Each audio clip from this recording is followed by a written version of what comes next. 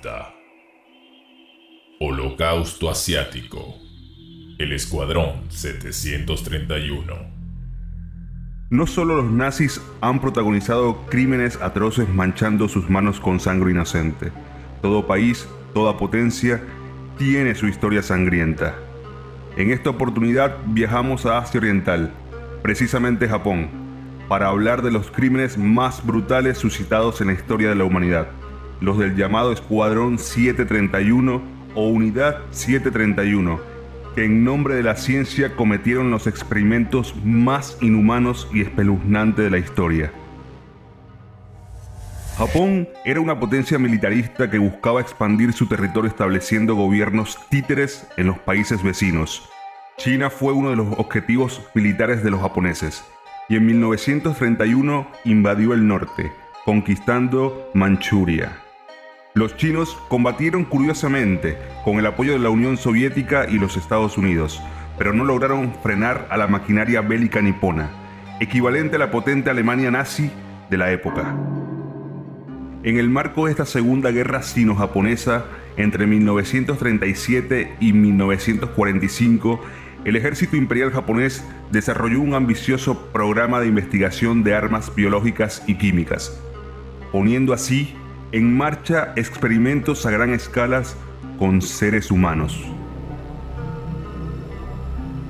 Para ello, fueron creadas una serie de unidades de investigación médica, planificadas por el microbiólogo Shiro Ishii, posteriormente teniente general del ejército japonés.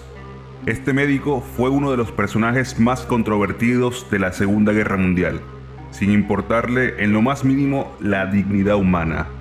Se valió de la creación del Escuadrón 731 para provocar terribles infecciones bacteriológicas a los prisioneros de guerra que tenían la desgracia de caer en sus manos.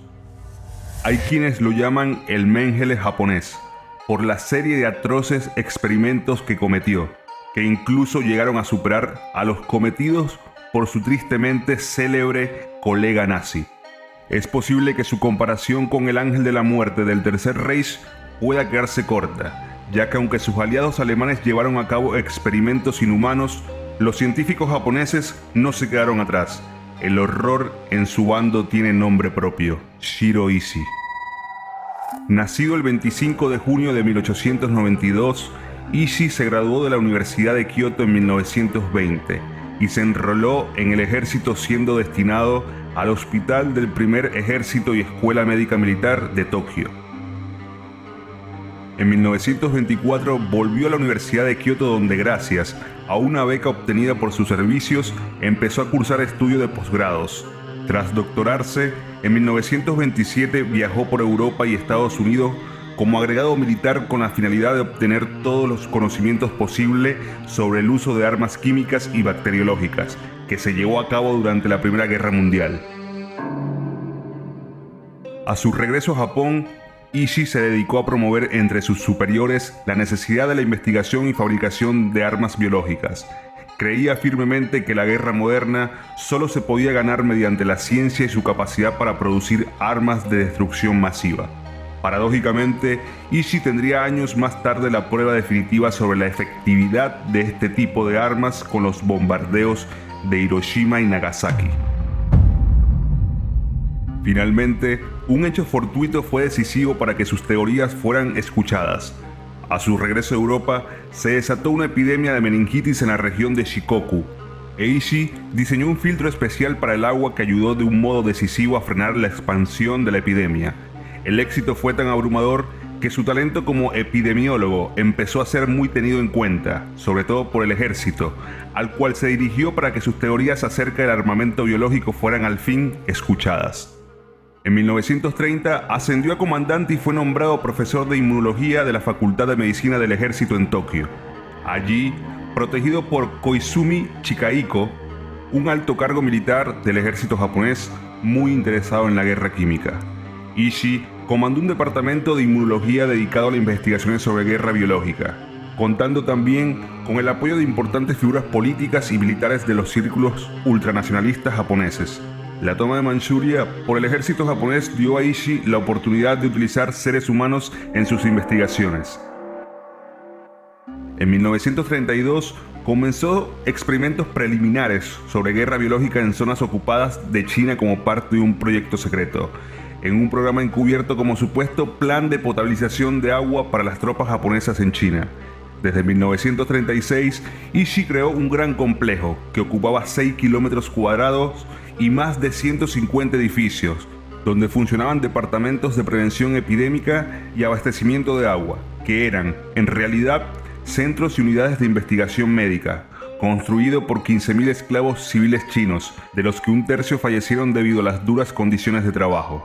Este fue el epicentro de la tristemente célebre Unidad 731, también conocida en algunos momentos como Unidad Togo, y técnicamente como Escuadrón de Prevención Epidémica y Purificación del Agua.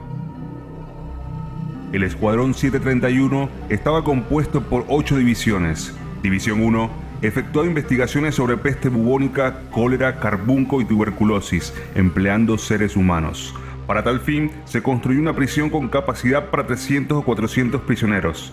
División 2 se ocupaba de probar las armas biológicas, centrándose en el diseño y manufactura de aparatos para esparcir agentes patógenos y parásitos. División 3 se ocupaba de producir proyectiles cargados de agentes patógenos. División 4 producía diversos materiales para los experimentos. División 5 entrenaba a los nuevos integrantes del personal. División 6 unidad de suministros. División 7 unidad médica. División 8 unidad administrativa. La Unidad 731, dirigida por Ishii, realizó en Pingfang numerosos experimentos con prisioneros, infligiéndoles grandes sufrimientos. Para sus experimentos utilizaron como conejillo de indias a hombres, mujeres, niños, prisioneros de guerra, en su mayoría rusos, mongoles, coreanos y chinos, a los que despectivamente apodaron marutas, que viene a significar troncos, pues parte de la Unidad 731 estaba camuflada como un aserradero. Muchos experimentos y vivisecciones fueron realizadas sin el uso de anestésicos sobre los brazos y piernas de las víctimas, pues se creía que podían influir en los resultados o que eran innecesarios porque los individuos se encontraban atados. Los prisioneros de guerra fueron sometidos a vivisección, disección cuando aún está en vida, sin anestesia. Las vivisecciones fueron realizadas a prisioneros infectados con diversas enfermedades. Los científicos llevaron a cabo cirugía invasiva en los cautivos, eliminando órganos para estudiar los efectos de la enfermedad sobre el cuerpo humano. Estas fueron practicadas mientras los pacientes estaban vivos, porque se creía que el proceso de descomposición afectaría los resultados. Las vivisecciones fueron también perpetradas en mujeres embarazadas, algunas veces embarazadas por los mismos doctores, y los fetos eran extraídos. Las extremidades de los prisioneros eran amputadas con el fin de estudiar la pérdida de sangre. Estos miembros quitados fueron algunas veces vueltos a unir del lado contrario del cuerpo. Otras veces, las extremidades de los prisioneros eran congeladas y amputadas, mientras otros miembros eran congelados y después descongelados para analizar los efectos de la gangrena y la putrefacción resultantes sin tratamiento. A algunos prisioneros se les extrajo quirúrgicamente el estómago y se les ligó el esófago a los intestinos. Partes del cerebro, pulmones, hígados, entre otros órganos, fueron extirpados de algunos prisioneros. Se usaron blancos humanos para probar granadas puestas a varias distancias y en diferentes posiciones. Se pusieron a prueba lanzallamas sobre humanos. Personas fueron atadas a postes y usadas como blancos para probar bombas de gérmenes, armas químicas y bombas convencionales. Los prisioneros eran inyectados con sueros contaminados con agentes patógenos, aparentando ser vacunas para estudiar sus efectos. Para investigar las repercusiones de enfermedades de transmisión sexual sin tratamiento, prisioneros masculinos y femeninos fueron deliberadamente infectados con sífilis y gonorrea vía estupro, siendo después estudiados. Los presos eran infectados con pulgas transmisoras de la peste bubónica para analizar la viabilidad de una guerra biológica. Durante varios años, Ishii y su equipo trabajaron en ensayos que combinaban los microbios causantes de algunas de las enfermedades más terribles que habían asolado a la humanidad: la peste bubónica, el cólera, la fiebre tifoidea, la tuberculosis, la sífilis, la gonorrea, la viruela y entre otras enfermedades. Estos experimentos indujeron al desarrollo de la bomba bacilos defoliantes y la bomba de pulgas, usada para esparcir la peste bubónica. Parásitos, ropa infectada y provisiones contaminadas fueron lanzadas dentro de bombas sobre varios objetivos. Las resultantes epidemias de cólera, carbunco y peste bubónica fueron responsables de haber matado alrededor de 400.000 chinos. El Escuadrón 731 y sus unidades afiliadas sobrepasaron la fase de prueba de armas biológicas y llevaron a cabo ataques biológicos en contra del pueblo chino, tanto civiles como soldados, durante el transcurso de la Segunda Guerra Mundial. Pulgas infectadas de peste fueron criadas en las instalaciones del laboratorio del Escuadrón 731 y el Escuadrón 1644. Siendo diseminadas por aviones sobre localidades chinas habitadas, tal como la ciudad costera de Ningbo en 1940 y la ciudad de Cham de 1941. Este rociado aeromilitar resultó en epidemias humanas de peste bubónica que mató a miles de civiles chinos. Entre otros experimentos realizados por el escuadrón se halla colgar de cabeza prisioneros para observar cuánto tiempo tardarían en asfixiarse. A otros se les fue inyectado aire en las arterias para determinar el tiempo que tardaban en mostrar los síntomas iniciales de embolia. A algunos cautivos se les inyectó orina de caballo dentro de sus riñones. Otros fueron privados de alimentos, agua y sueño para precisar la duración de tiempo hasta la muerte. Otros presos fueron situados dentro de cámaras de vacío hasta que morían. Otros tantos fueron expuestos a temperaturas extremas, desarrollando congelamiento, siendo analizado cuánto duraba el cuerpo humano sobreviviendo con tal tortura, además de determinar los efectos de la putrefacción y la gangrena sobre la carne humana. Algunos experimentos fueron realizados para definir la relación entre la temperatura, quemaduras y supervivencia humana. Unos cuantos prisioneros fueron puestos dentro de centrifugadoras, haciéndolos girar hasta morir. Sangre animal fue inyectada en algunos otros, estudiando los efectos de esta acción. Algunos cautivos fueron irradiados con dosis letales de rayos X. En cámaras de gases fueron probadas varias armas químicas, usando siempre personas. Fueron inyectadas burbujas de aire en el flujo sanguíneo de otros prisioneros para simular una apoplejía. También se inyectó agua de mar en otros tantos cautivos para determinar si podía servir como sustituto de la solución salina. A las madres con bebés las metían en un tanque que llenaban en agua y observaban el comportamiento de la madre, que al principio sostenía al bebé a lo más alto, pero luego terminaba pisándolo para no ahogarse ella misma. En un principio, los estadounidenses no se tomaron demasiado en serio el programa de armamento biológico japonés.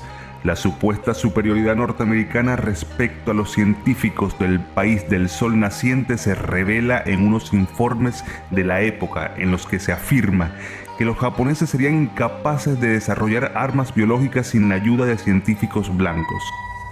Pero una vez iniciada la Segunda Guerra Mundial, muchos soldados estadounidenses, británicos y australianos serían víctimas de los métodos empleados por la Unidad 731. Durante la campaña del Pacífico fueron capturados algunos médicos nipones que habían pasado por la terrible Unidad 731. En ese momento, los norteamericanos no solamente descubrieron que el programa de armamento biológico japonés se encontraba mucho más avanzado de lo que habían sospechado, sino que al ser interrogados dieron a conocer el nombre de Shiro Ishii.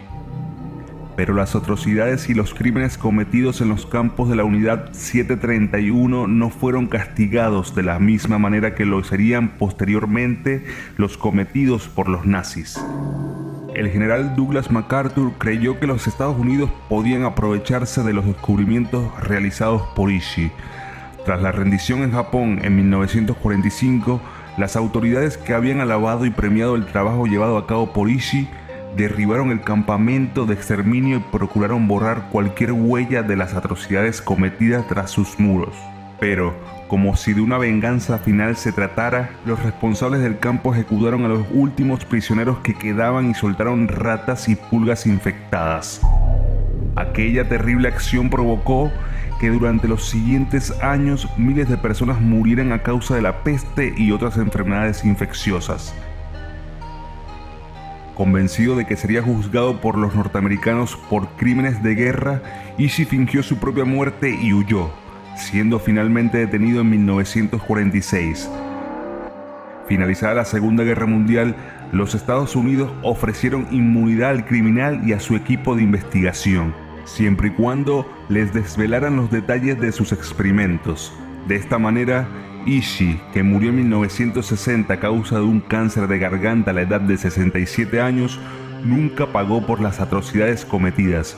Incluso en los juicios de Tokio se alegó que no había pruebas suficientes para acusarlo, y la opinión pública mundial nunca conoció los hechos cometidos en los campos hasta la década de 1980, cuando la historia apareció en los medios de comunicación. Sheldon Harris, historiador de la Universidad del Estado de California, ha calculado que las víctimas de Ishii pudieron rondar las 200.000. Pero, ¿cuánta gente murió a causa de las epidemias que posteriormente provocó? Algunas fuentes elevan la cifra hasta 580.000, y las víctimas de las torturas del Escuadrón 731 pudieron llegar a 12.000.